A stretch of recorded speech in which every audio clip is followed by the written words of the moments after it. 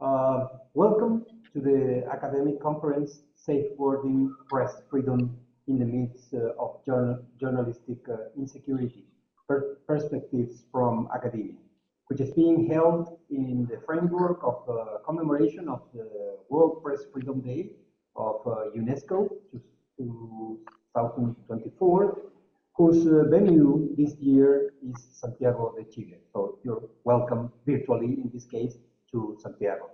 On behalf of the host universities of this event, Universidad de Chile and Pontificia Universidad Católica, we welcome everyone. My name is Rodrigo Ramírez. I am the chair today in this panel. So we are now going to start with the first presentation from Professor Oleksandra Hrybenko. She's presenting intermediaries of change, how peripheral actors reshape meta-journalistic discourse in Ukraine. And Professor Hrybenko is from Oslo Metropolitan University. So the screen is yours, Professor. Please start. Yes, Rodrigo, thank you. Just give me a second. I will make sure that I'm sharing everything correctly. All right. Yes, you're sharing the screen correctly. Okay. So thank you so much. I don't know how many of you are in the audience, but welcome to the conference, and I hope you have been having a good time so far. So as Rodrigo said, I would like to present my article, which is a part of a PhD project. I'm currently a PhD candidate at Oslo Metropolitan University, and one of my articles is about intermediaries of change and how peripheral actors reshape meta-journalistic discourse in Ukraine. Before I proceed to my actual research, I would like to remind you of the context of my research, particularly that Russian invasion into Ukraine in 2022 has created very hard conditions for journalists to work. In particular, safety situation has drastically exacerbated because of the warfare, but also because Russian authorities are targeting both local and foreign journalists reporting on the war. In the occupied territories in particular, Russian authorities use laws such as anti-extremist law, anti-terrorist law to label independent journalists as extremists and terrorists and put them into prison. They're also blocking all the independent media from websites as well as social media platforms to make sure that the occupied territories of Ukraine are in information vacuum, and instead they fill the space with Russian disinformation. They also capture, because Ukrainian journalists have to flee these territories, they also capture media infrastructure. So I would like to talk about the role of NGOs in Ukraine. They have played a very important role since independence of my country in 1991, both in democratization of the country, but in particular in development of independent media, by first providing foreign funding, being sort of intermediaries between donors and Ukrainian media, Ukrainian journalists. And this foreign funding allowed Ukrainian independent media to be independent both from political and economic influences.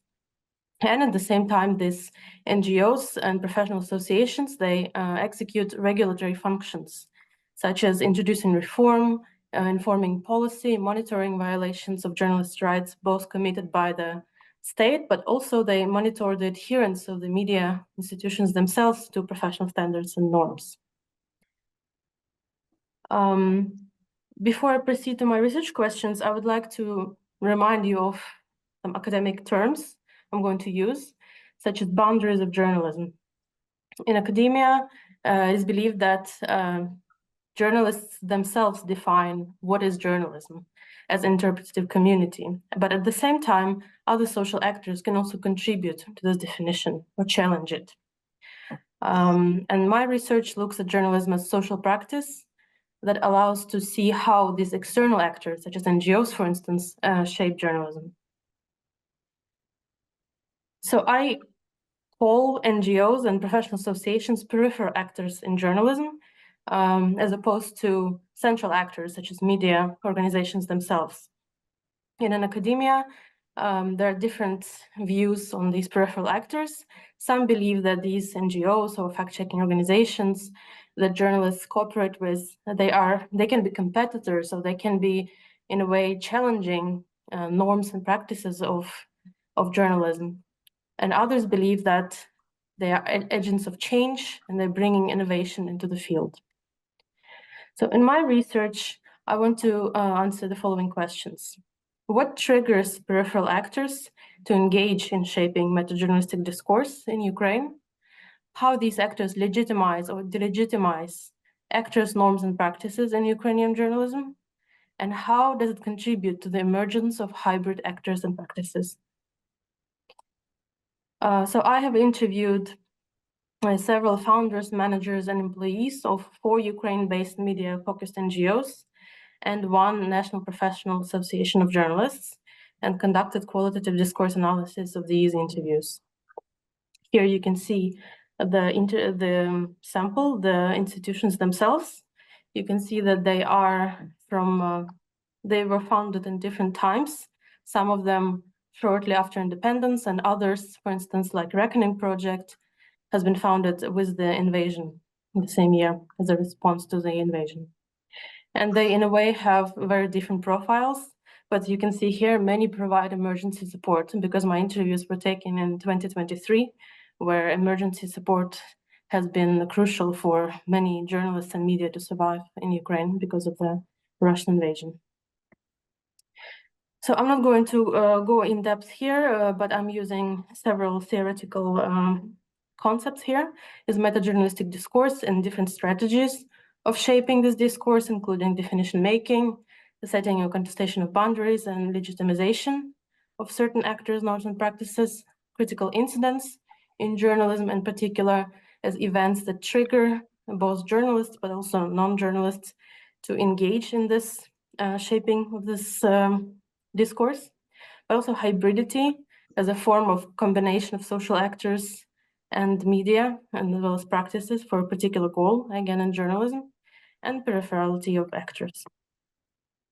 So in my research, I found that these 2 topics have triggered peripheral actors, the NGOs I'm talking about, to engage in shaping meta-journalistic discourse. First one is the lack of professionalism in Ukrainian journalism, and second one is war-related challenges. And they engaged in the following strategies of discourse strategies. In particular, definition making and boundary setting strategies they use to legitimize the appropriate actors in Ukrainian journalism, and that was made based on their view of good journalism. By good journalism, here I mean normative values, universal values. Here you can see an example from the interview where Irina, who works for Institute for Mass Information as a media expert, she says that a real journalist is the one who performs journalistic practices instead of producing propaganda. For us, it's not obligatory that the journalist has a press card. We always focus on journalistic practice. Similarly, we monitor how media adhere to journalistic ethics. So here, Irina underlines the importance of ethics and importance of accuracy in journalism, which are the normative values. In another interview, Ostap, who founded Lviv Media Forum, says that this forum is not for everyone who calls themselves journalist, and not everything that is called journalist. And here he underlies that I mean that there are certain ethical norms that are important to us. We are working to develop independent journalism. We're not a platform for all media. We support those who work for independent journalism. It doesn't mean that we have never invited journalists from traditional oligarchic media. We did, but we took it as an opportunity to look at this phenomenon from a critical point of view. Here he underlines the importance of autonomy. For journalists, they invite different journalists as a platform to discuss important things that are happening in the field. And here he explains who do they prioritize. Another discursive strategy, which I found in my research, is the legitimization of actors based on social significance. And here it is connected to the war. For instance, Lina, who is the deputy head of the National Union of Journalists of Ukraine, emphasizes the importance of local media. And here by local media, she means those small media newspapers that are located in the frontline villages. They're very small, they're not very important on the big scale of the Ukrainian media market, but she says that they're important for their local communities. She says it is the information that the central media, meaning media in the capital, would not be able to provide. That's why we work to make sure that local media are preserved and restart their work to avoid news deserts that happened in Ukraine in the beginning of the invasion. When local media were shut down and there was nothing to substitute them with, we think that it is the local media won't be preserved. Unfortunately, this vacuum will be filled with Russian propaganda. Another example, probably the last one, is how normative ethics are viewed differently. Irina says, for instance, that journalistic ethics tell us that we should not show the faces of the disease. But local journalists, they faced a situation when it was impossible not to show the face of the disease, for instance, during the photo shoot of the mass graves. And journalists were confused what to do. She says that we talked to many colleagues, media experts, and understood that journalists can neglect some professional standards, ethical issues, when there is considerable social significance. That's why we suggest that the deceased would not be against this, to let the world know about these horrible crimes. I call it a new ethics, because I think it would be unethical towards this disease to silence these crimes. And then I'm also talking a little bit about media that have to flee occupied territories and work as Telegram channels, because it's the only platform allowed in Russian occupied territories, as well as combined practices where journalists work together with lawyers, for instance, to investigate war crimes in Ukraine. But I think I'm out of time right now. So thank you so much. And I would like to hear your questions, or you can contact me on this email.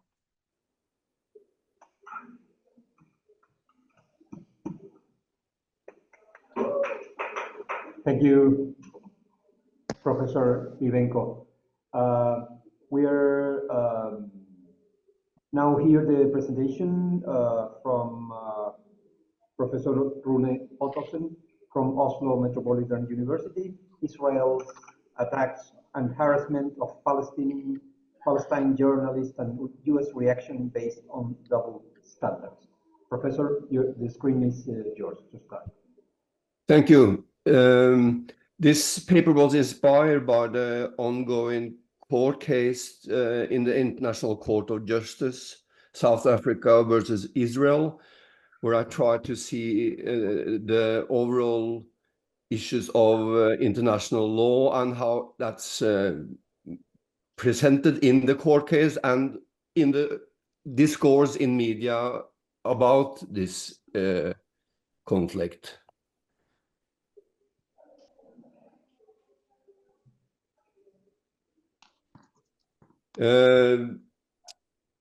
I take a point of departure at the attacks of Charlie Hebdo in 2015, where journalist and cartoonist was attacked, and all the world condemned it, including US and President Baraka, who called it horrific and actually put it within the context of violation of international law.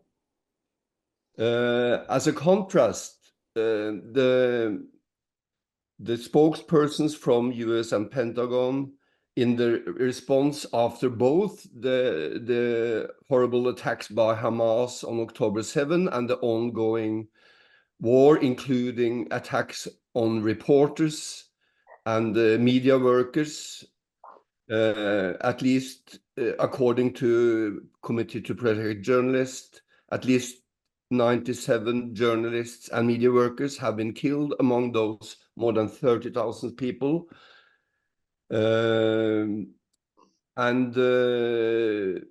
This has, of course, also been condemned.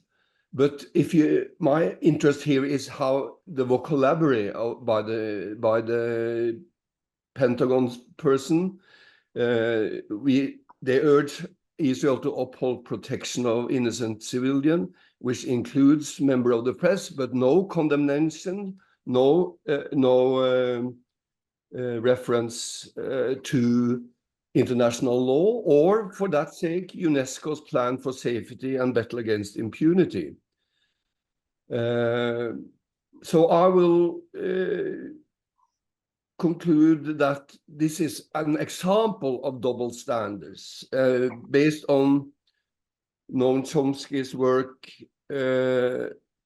and Edward Herman in the Manufacturing Consent, where they introduced the terms worthy and unworthy victims, where you have the worthy victims, in this case, in the attacks in Paris on the magazine, and the unworthy victims, not that visible, the Israeli report, the Palestinian reporters being killed, and those Palestinian journalists being arrested. And those high figures, more than 30,000, with the high representatives and of women and children, and also the journalists being including, is of course relevant for the ongoing court case. I have a historical backdrop here with two books of Philip Sands, East-West Street and The Last Colony. And I think these two books are interesting because they show the change in the US policy towards international law and colonialism, for that sake. In the East-West Street, it's shown how US welcomed the UN Charter and welcomed the all colonies' battle for freedom. And at that time, they were actually in opposition against Great Britain, who stuck with their colonies and tried to defend that also in legal terms. The change came for the US case when they lost the case in 1986 against when Nicaragua sued them to support the Contras, and they were charged with a compensation, which they in all practical refused to defend. And at that point, we can see an alliance between Britain and US, where the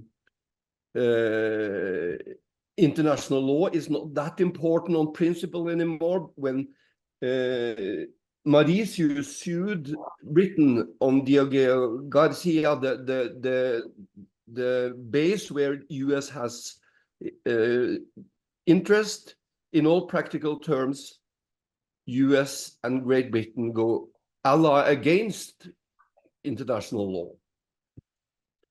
Of course, a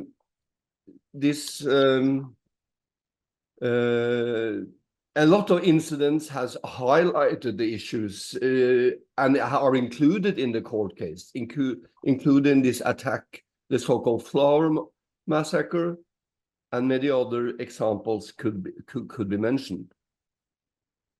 The challenge for Norway is, of course, that Norway, on principle, has value international law, and that Norway should work within that framework. That has been challenged every time Norway participate in the out-of-area operations, where Libya is the clearest case violating a UN resolution to support NATO bombing and US interest, which in a broader can see a strategic interest in the Middle East.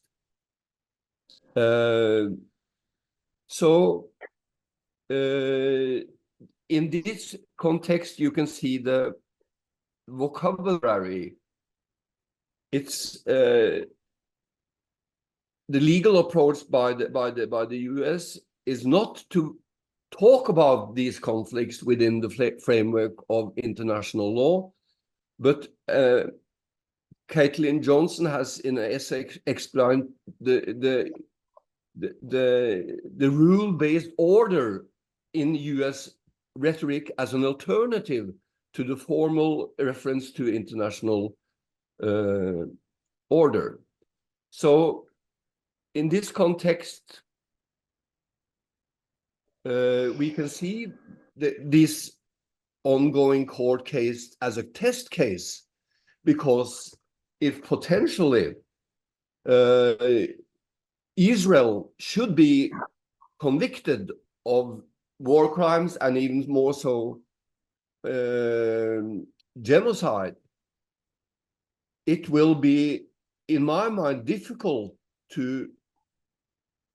for the US not to openly take a stand on the principle of international order. And in this case, the rule-based rhetoric will not convince the world.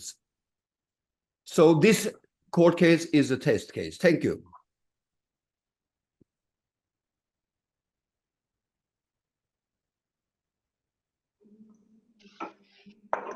Thank you, Professor Ottosen. I remember everyone that at the end of each presentation, we will have a round of questions and comments. And of course, if you have your own, you can make at that moment. The next presentation is Captured Journalists, Implications for Objective Reportage and Safety of Journalists in Nigeria, by Gregory Ugbo and Jude Ugbo. They are both presenting, so the screen is yours, Professors Ugbo and Ugbo. Welcome. Well, our paper is titled Captured Journalists, the Implications for Objective Reportage and Safety of Journalists in Nigeria. Well, this paper was inspired by the heated controversy that happened in 2023 after the general presidential election in Nigeria that was tagged the Chicago Gate saga. So we wanted to see the relationship that exists between objective reporting and journalist safety, because as have already been noted that objectivity in reporting has a very complex association with journalist safety. On the one hand, it is argued that journalists who report objectively have very higher chances of avoiding, instigating, or direct or inflammatory attacks on individuals or groups, and as such can stay away from any form of retaliation or attacks, violent attack from such individuals so represented in their reportage.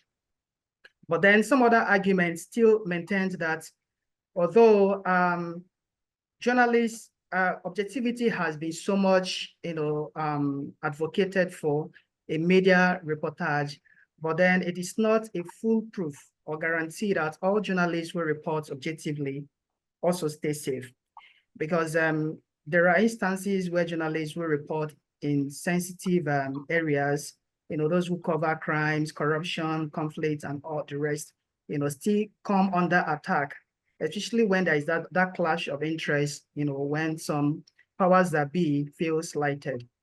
And so we wanted to see if when journalists who in the course of discharging their duties, begin to, project some interest that are not really tend to accommodate, to be a balanced, perspective to issues being covered. What are their implications? And so we are looking at it from the perspective of, from within the context of what happened in Nigeria last year, 2023, to see if that could be considered or linked towards the emerging issue of what we could consider as captured journalists in this instance. And so our study attempted to explore the nature of journalist capture, looking at the various sides to the reports that emerged, that we associated with the President Bola Ahmed Tinubu's certificate saga, as was issued by the Chicago State University, USA. And then to explore journalists' experiences and how they navigate challenges, reporting sensitive issues in Nigeria, and then to profile some recommendations, from the perspective of the journalists themselves.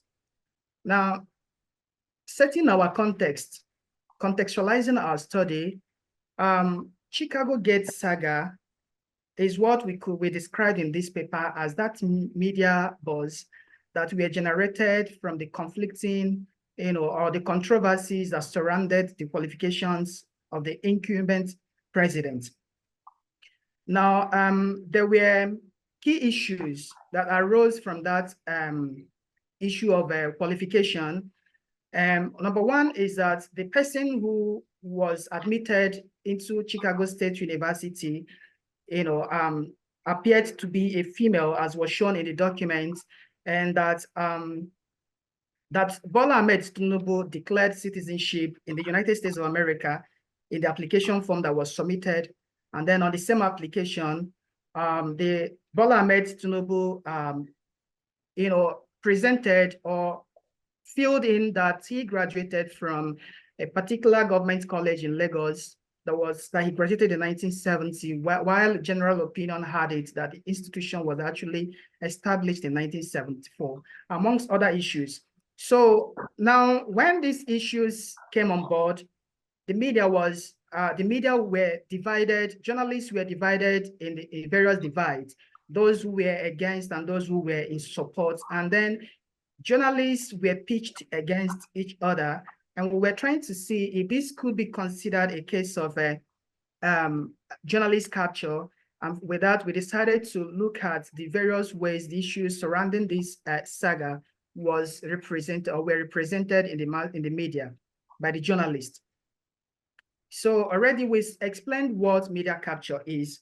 It's a very mild way of describing the corruption or usurpation of media independence by politicians and other elites, for reasons that could be financial, it could be religious, it could be political.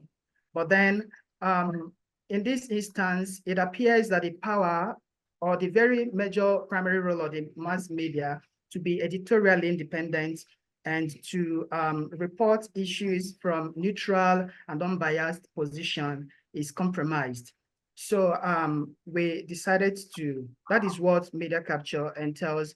And then already we cannot overemphasize the implications of capture on journalism practice, because such journalists who are captured or who tend to be compromised already face the risk of partisanship or political interference, and some cases of economic hardship, intimidations, and general safety concerns, and then difficulty in upholding editorial autonomy and journalistic ethics.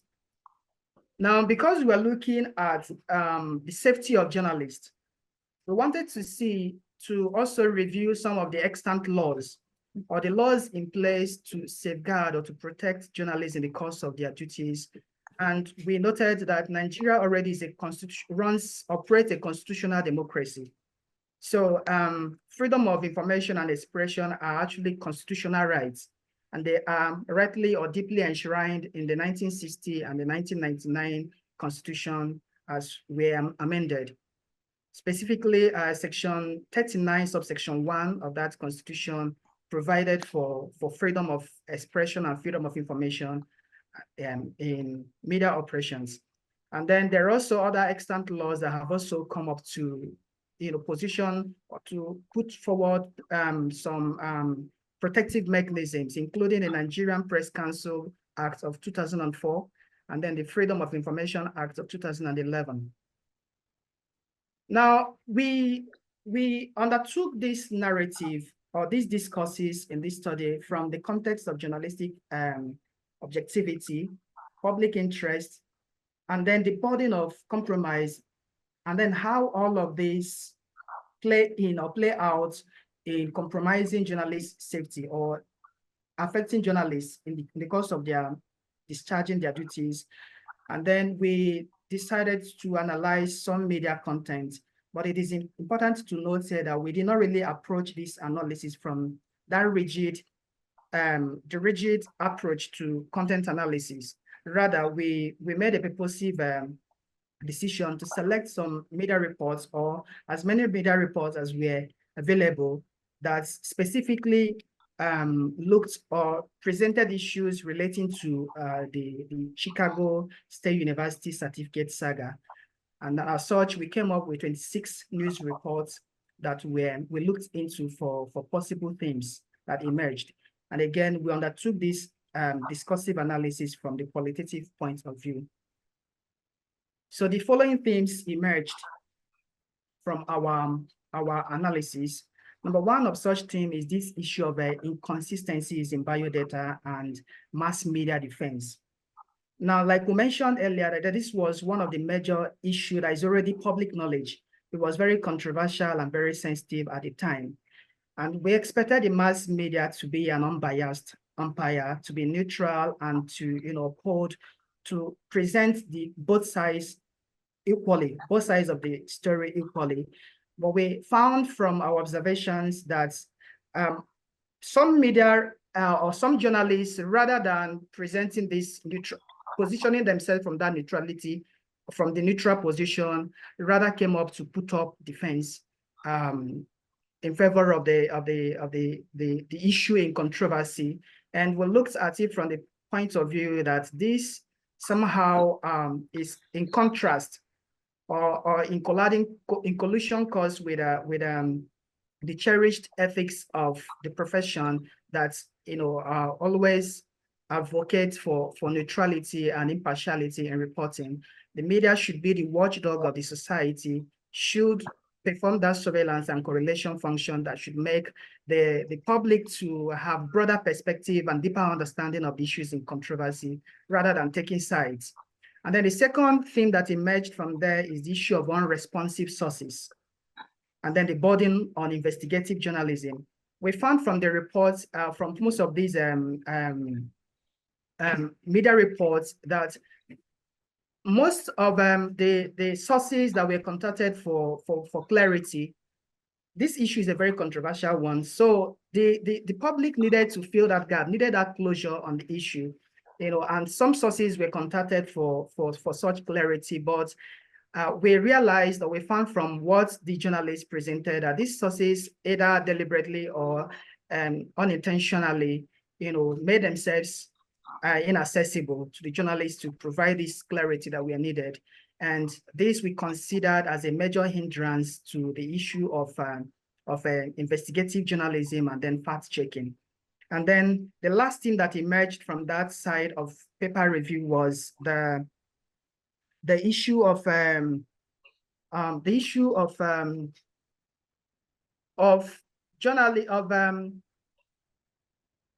sorry, excuse me.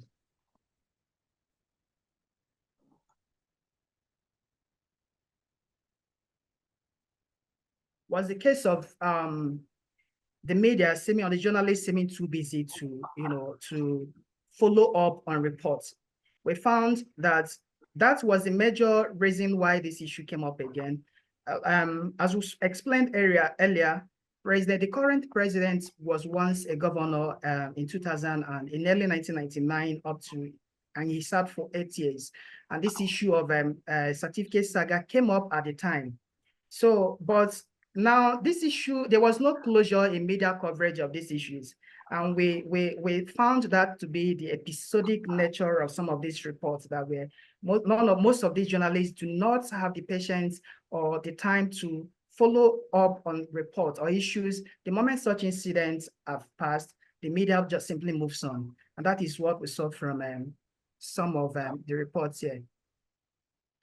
And then for the part that tried to document journalists' experiences in the course of carrying out their duties, we found that one of the major challenges that these journalists faced, that could have accounted for the various positions they took in the course of reporting that issue, was the challenge of navigating political pressure and government interference.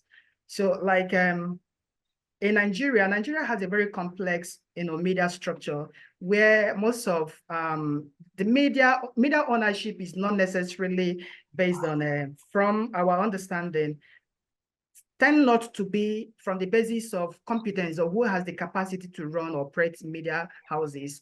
But then we have seen this clear incursion of politics, of who has the financial muscles or who has closer affinity with the government, owning media outfits.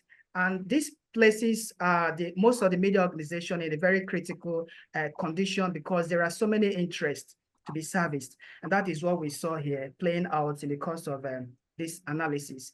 And then, but then most journalists there also reported that they have their own unique way of navigating some of these pressures. And that is, some of them resort to playing to the gallery and then prioritizing their job security and safety over public interest and objectivity.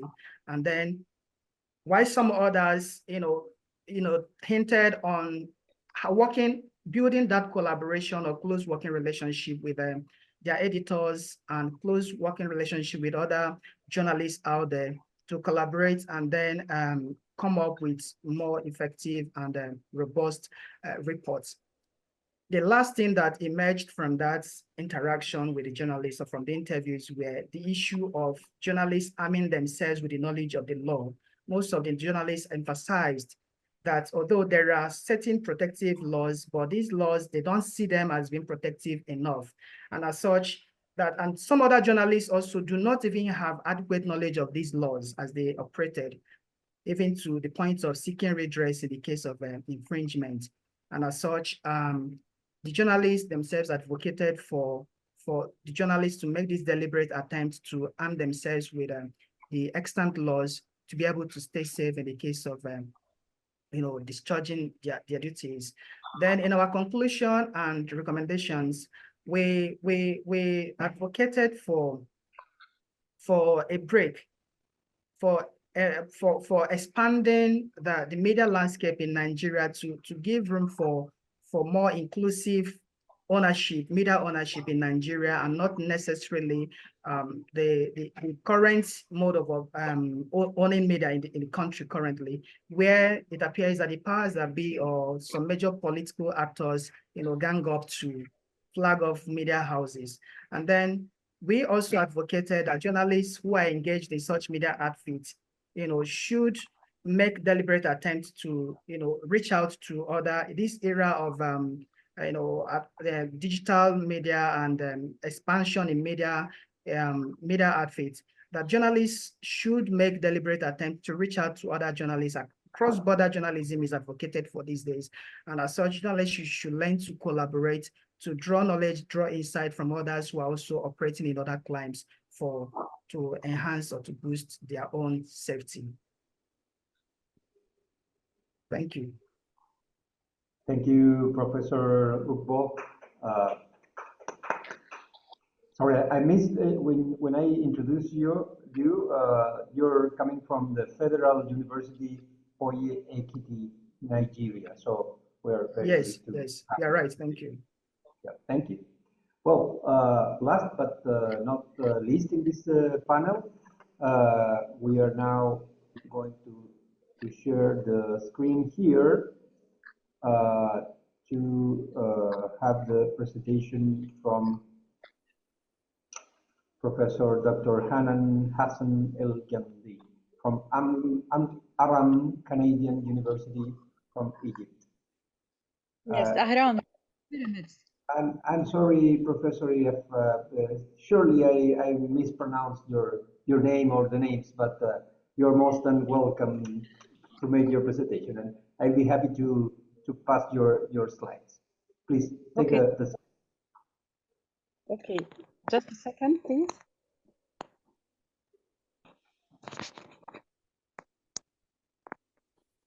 Okay, thank you, dear Rodrigo. My greeting to all the distinguished academics in our session, special Professor Rune. I really admire his research vision. Well, my research is about the impact of trauma on the mental and physical health of the Palestinian journalists inside Gaza Strip after the events of on October 7, 2023. Okay. Next, please. We're here. Yes. The study seeks to identify the types of violence practiced against Palestinian journalists inside Gaza Strip after the events of on October 7, 2023, and measure the impact of violence on their psychological and physical safety, in addition to catalog the impact of these pressures on their professional performance. The study aims to document Israel violation and abuses against Palestinian journalists in Gaza Strip following the events on October 7, 2023, and cataloging the extent of international humanitarian law application on the ground and its role in defending journalists, media professionals in crisis and war zones. The significance of the study comes from timing. Despite the disconnecting of community and basic infrastructure in Gaza Strip, I was able to communicate with Gaza Strip journalists within a few weeks after the post-October 7, 2023 war to shed light on the importance of the role played by Palestinian media professionals throughout the war.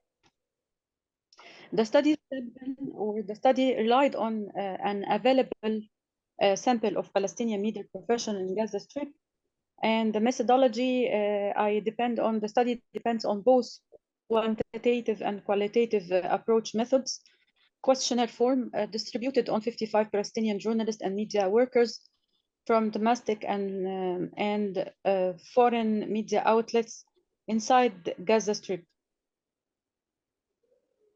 In-depth interviews with 14 Palestinian journalists who have previously experienced stress due to war. Here are some of my research questions briefly.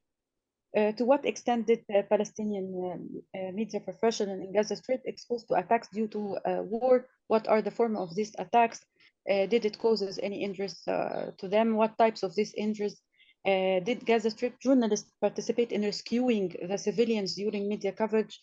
Did they expose to psychological pressure? What are the types and methods of these pressures? What are the symptoms resulting from these psychological pressures? Did this pressure causes physical symptoms, and what these symptoms are? And are Palestinian media professionals in Gaza Strip support wearing the international press sign while covering war? The key findings of my research are 98% of respondents stated that they were exposed to violence during media coverage. Methods of attacks on Palestinian journalists. Key findings: 78% of respondents stated home destruction and bombing, 69% bombing the workplaces, media houses, 54% treating my family, 49% preventing from covering the events, 42% shooting without injuries, 40% we were subjected to tracking and monitoring. Injuries. Key findings: 28% response to fractures and 63 serious wounds and bruises. Rescuing civilians. Key findings: 76% of journalists contributed in rescuing civilians under bombing. Moving to trauma. Key findings: 92% of respondents experienced psychological stressful situation, 89% feeling targeted, 89% lost their houses due to bombing, 83% worrying about the future of their families, 78% worried from cutting off infrastructure, electricity, fuel, and war. Concerning trauma symptoms on Palestinian journalists, key findings: 70% of respondents stated they felt depressed, 56% reported inability to sleep, 58% experienced fear, 49% experienced angry, 43% reported not being able to focus. Physical symptoms, key findings, 62% reported overall body ache, 54% reported headache, 36 rapid heart beats, 32% high blood pressures. The impact of stressful media coverage on Gaza's journalist key findings, 88% or 88 respondents said, we felt high impact on our professional performance during media coverage. 76% indicate they became immersion at work. Being targeted key findings. Would you mind displayed the slides, please? Being targeted key findings. Yes. 19, number 19, page 19, or slide 19. Being targeted key findings. 90.8% said we were mauled to death because we are journalists.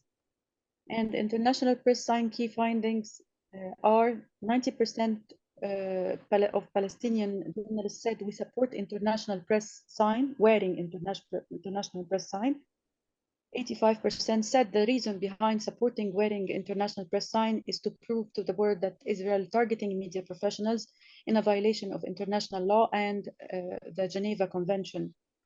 Last but not least, the reason behind insisting working despite exposing to violence key finding, 89% of respondents stated that they were performing their duty to their motherland, Palestine. 65% stated that international media coverage do not present the facts that really happened inside Palestine. And finally, I need just 2 moments before leaving the floor. Unfortunately, I have unpleasant news to deliver. I lost 2 of my research respondents who were eager to answer the questionnaire of this research in order to document the violation of Israel forces against Palestinian journalists and defenseless civilians.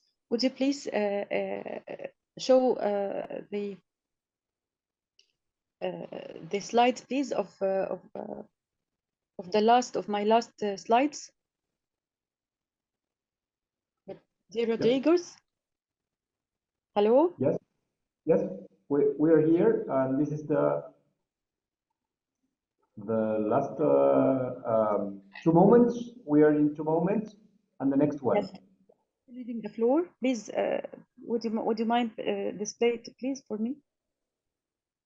Yes. I have, as I said, I have unpleasant news to deliver. I lost 2 of my research respondents who were eager to answer the questionnaire, who were eager to answer my questionnaire of this research in order to document the violation of Israel forces and the defenseless civilians.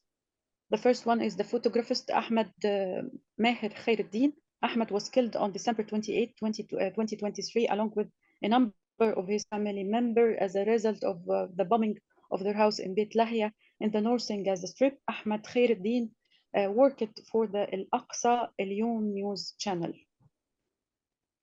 My other friend, journalist Muhammad Al-Thalathini, was killed on January 11, 2024 in Israel bombing of the house to which he fled in the city of Khan Yunis. Muhammad killed was along with his niece. He was worked for Al-Quds news channel. May God rest their souls in peace. Thank you very much for your good listening.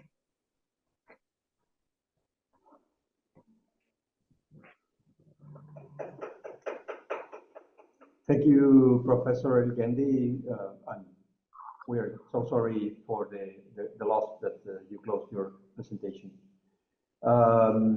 Well, we have 20 minutes to create a discussion or questions panels.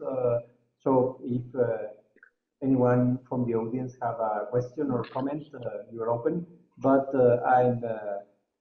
I will try to open the discussion. I would like try to connect the different territories, context, approaches you use. What do you think about the effects of the different research that you conducted? This is an open question to everyone that wants to take this. Do you think that these effects can translate into actions or into new topics, for example, to form for the journalistic practice or a new area for journalistic research? So please, if anyone can take the microphone, please go ahead.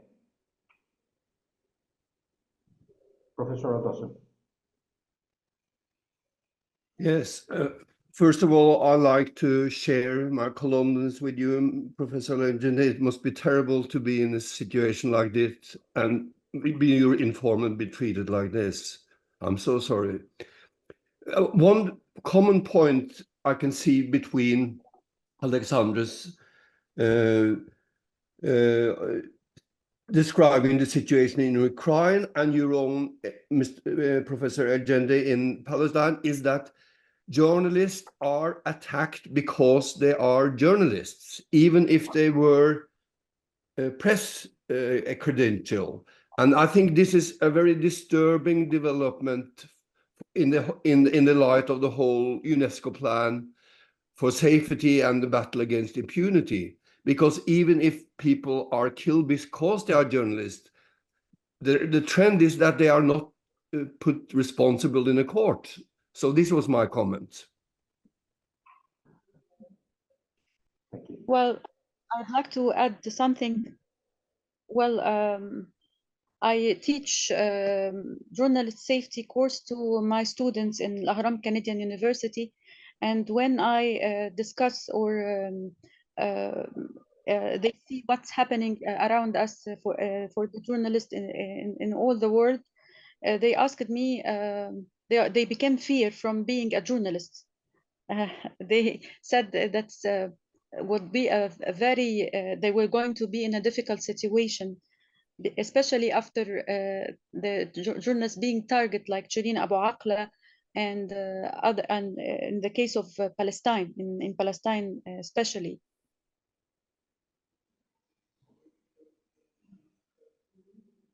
Thank you.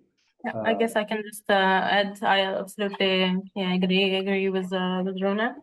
I just wanted to add, since you, Rodrigo, you asked about the effects of our research, and in my case, there is not very much research has been done about journalism in Ukraine, in particular when it comes to safety. And at the same time, it is also important to look into these role of the civil society, because in my region, in Ukraine, in Russia, in Belarus, in Georgia in particular right now, we see the protest against the foreign agent law, which they call Russian law.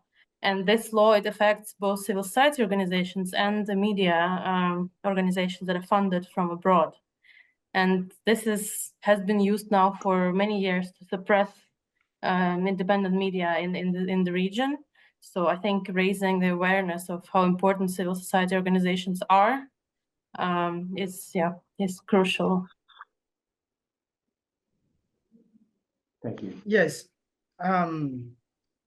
To lend my voice to what other professors have said, especially Professor Ottosen, that said that journalists are attacked because they are journalists. Yes, I quite agree with that. And I just need to add, yes, because journalists are targets, not necessarily because they have this privileged access to information, but because of the feared power they wield to influence or to shape public opinion. And it becomes even more complicated in some climes that, there are these close affiliations with political class or the political structure, or, in the society, especially in Nigeria here, that from either side, whichever side you're coming from, you're viewed with that suspicion. And it becomes a very major, a trigger or one of the drivers to, the threats or the attacks that journalists gets on daily basis in the course of discharging their duties. So, but in all, we cannot hold back. We keep on, pushing and then encouraging journalists to remain as neutral and as unbiased as possible for safety. Thank you. And then I sympathize with Professor Agenda, right? So yeah. please, yes, please, my sympathies and my condolences to your loss, please. May God rest their souls. Yeah, can I also say something just quickly? Professor, yes, Professor Ogbodo. Go Yeah, on. thank you so much. Sorry, I've been struggling with quite, you can see I'm outside. I've been struggling with my network connectivity here. But good, yeah, I just want to chip something. My colleague, Professor Greg, just said something about being a journalist. You know, in our own part of the world, being a journalist is already makes you an endangered species. And it depends actually on where you are from and who sees your reports. If you come from a particular section of Nigeria, you are a target. It doesn't matter the type of reportage you are dishing out, even if it is objective or not objective. So it actually depends on who is looking at you. People look at you as a threat. Just because you are privileged to have access to information, they may look at it from the perspective that this information or that you are using it to kind of endanger their own side of Nigeria. Because in Nigeria we have no fewer than 250 ethnic groups, including, though we have the three major ones, but we have, and then multiple languages. So if somebody is doing well, the reason why journalists are targeted is not necessarily because they reported something bad, but the fact that you are coming from a particular section of a country already makes you that, victim. So it's just an observation. I just want to chip that in, and I feel, Uggendi, sorry. I didn't listen to all the presentation. I tried to, but I was struggling to catch up with everything. So, but I knew I got something about how journalists are targeted, just the way they are targeted in our own part of the world, unfortunately. So that's it. Professor, you might continue. Thank you. Thank you. We have a question from the audience. Please come on. We have here the mic. Hello, I am Lidia Ramos. I'm from Peru, and I wanted to ask you for the context in which you have been studying. Like, what's the role of the judicial system? Like, what are the judges, the police regarding when you have to investigate a crime against a journalist? Let's say. Is there like any opposition? Is there support? I wanted to ask that for this specific context because I understand that the actors are different also, and I wanted to see if that actor specifically is like in favor of the protection of journalists or against, or neutral. Thank you. Thank you.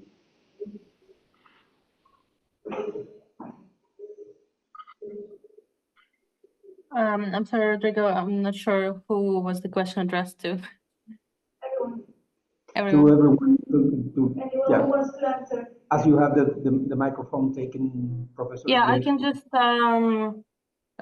make a small comment. It's quite complicated when it comes to investigating these crimes in Ukraine, because most of them were committed by Russian military either on Ukrainian territories that were occupied, so there is no Ukrainian judicial system operating on these territories, or within Russia.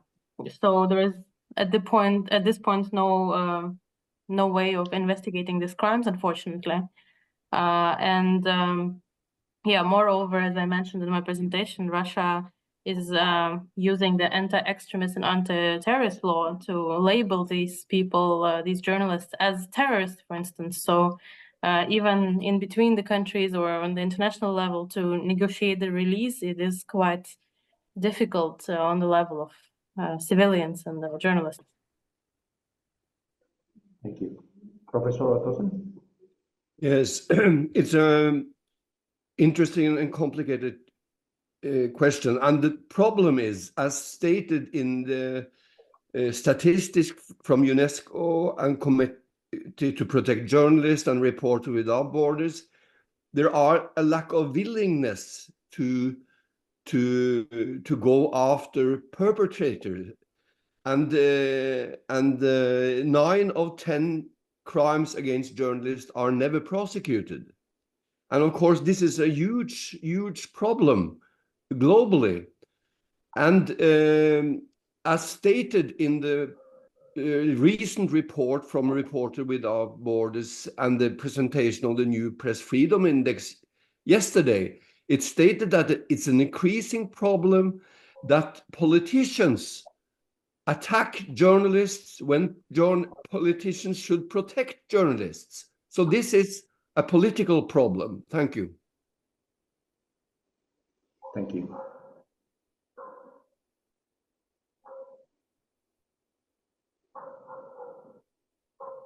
Well, thank you all. We have just 1 minute for each one if you want to take the mic for a closing remark, in one phrase to take away from this panel. Please go ahead. Probably we can start with Professor Elgendi. I'd like to say that we have to focus on researches about trauma journalists exposed to in the future, because I see that journalists face a lot of pressure and unbelievable situation, especially in war zones. So we have, as academics, to concentrate on how to deal with trauma and to teach media students how to deal with trauma inside our lecture in mass communication departments in media colleges. Thank you. Professor Ottosen? Yes, I actually want to use this opportunity to mention an ongoing case in the middle of Europe that has not been mentioned, and that's a case against Julian Assange, who risks being extradited to United States, charged under Espionage Act for serving the public all over the world to reveal war crimes. And if an Australian journalist can be prosecuted in US for something published on internet in Great Britain, we're in big trouble. So we should follow this last court hearing on May 20 and see what's going on, because this is a great concern in my mind. Thank you. Professor Hrybenko? Yeah, thank you. Yeah, thank you, everybody, for sharing your important research. I just wanted to add that, as we can see in all the parts of the world, the situation of safety of journalists is really bad, and I don't think it doesn't seem like it will be getting any better anytime soon. So I think it is important also to look into how we can support journalists, of course, when it comes to training and funding and so on, but also when it comes to building support networks. That's why I think looking into what civil society can do for journalists on the local level is what we should also look into. Thank you. Professor Ugbo? Yeah, thank you, everyone. Well, I think my own should just go to the direction of the institutions or the academia where these potential journalists are trained. Like Professor again this stated that because of interacting with our students, that they appear to have this fear already, because of the safety concerns around being a journalist. And we should, as teachers are people who train up these journalists, there should be concerted effort to bring it to their consciousness that safety matters. Just like the Society for the Organization for Securities and Cooperation in Europe has stated, that no story or no news report is worth any journalist's life. And as such, that safety clause should always be inculcated in whatever training that we are giving out to these younger ones of these upcoming journalists. Safety remains very paramount, and nobody should lose his or her life in the course of duty. Thank you. Thank you. And finally, Professor Bodo, do you have any final word?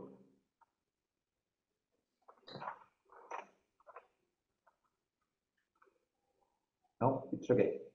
Well, on behalf of the host university of this event here in Santiago, Universidad de Chile and Pontificia Universidad Católica de Chile, we are so thankful to host this very interesting panel. My final line, my final phrase is trying to connect the points from your very interesting presentations on create trust on the role of a journalist between the policymakers, between the media, but also between society, especially in those that are making decisions every day. So the journalists, as you have shown today, have a public role, but also they can anticipate to other roles that you're showing through your research. So many thanks again for your participation today, and keep in touch for any other initiative like this as a global initiative. Greetings from Santiago, Chile, from the south.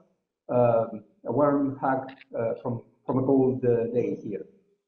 Bye-bye. Thank you. Bye-bye. Bye-bye. Thank you. Rodrigo, I have a last question for you, please. Why you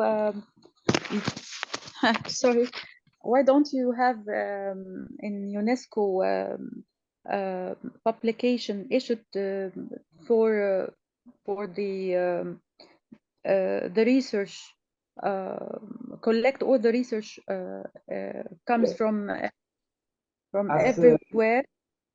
Yes, as moderators, chairs from these different panels, we know that the organization will collect all the panels and then upload to YouTube or other platform to see, to revisit, and share, of course, the different presentations. As far as I know, I don't know if there is a publication, but surely they will give you more information from the organization. Thank you. My pleasure. Bye-bye. Bye-bye.